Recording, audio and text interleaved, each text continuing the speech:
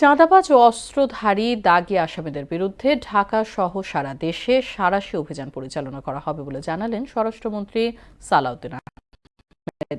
একই সঙ্গে পুলিশের প্রতি দেশের সর্বস্তরের মানুষের আস্থা ফেরাতে কাজ করে যাওয়ার আশ্বাস দেন তিনি। বুধবার সকালে ডিএমপির ঊর্ধ্বতন কর্মকর্তাদের সঙ্গে মতবিনিময় শেষে সাংবাদিকদের এসব কথা বলেন স্বরাষ্ট্রমন্ত্রী। বিস্তারিত বিজন কুমারের রিপোর্টে।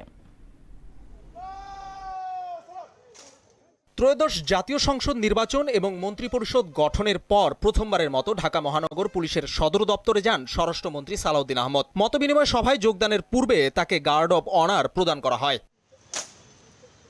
ডিএমপির ঊর্ধ্বতন কর্মকর্তাদের সঙ্গে মতবিনিময় সভা করেন স্বরাষ্ট্রমন্ত্রী। বৈঠকে অংশ নেন ডিএমপির ঊর্ধ্বতন কর্মকর্তা, এডিশনাল কমিশনার, যুগ্ম কমিশনার, ডিসি, এডিসি এবং থানার ওসিরা।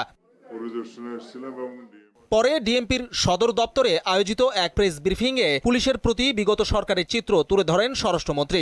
বাংলাদেশে বিগত সময়ে একটা ফ্যাসিবাদী সরকার ব্যবস্থার মধ্যে ছিল।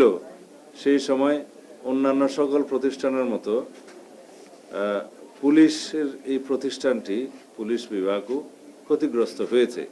সেই জায়গা থেকে আমরা ক্রমান্বয়ে আজকের এই পর্যায়ে এসেছি, জনমনে যাতে এই আস্থাটা আমরা সৃষ্টি করতে পারি। চাঁদাবাজ ও অস্ত্রধারী সন্ত্রাসীদের বিরুদ্ধে তালিকা প্রস্তুত করা হচ্ছে বলেও জানান তিনি। আমরা চাঁদাবাজদের তালিকা প্রস্তুত করে সেই হিসাবে তাদেরকে আইনের আওতায় নিয়ে আসার ব্যবস্থা করব খুব শিগগির।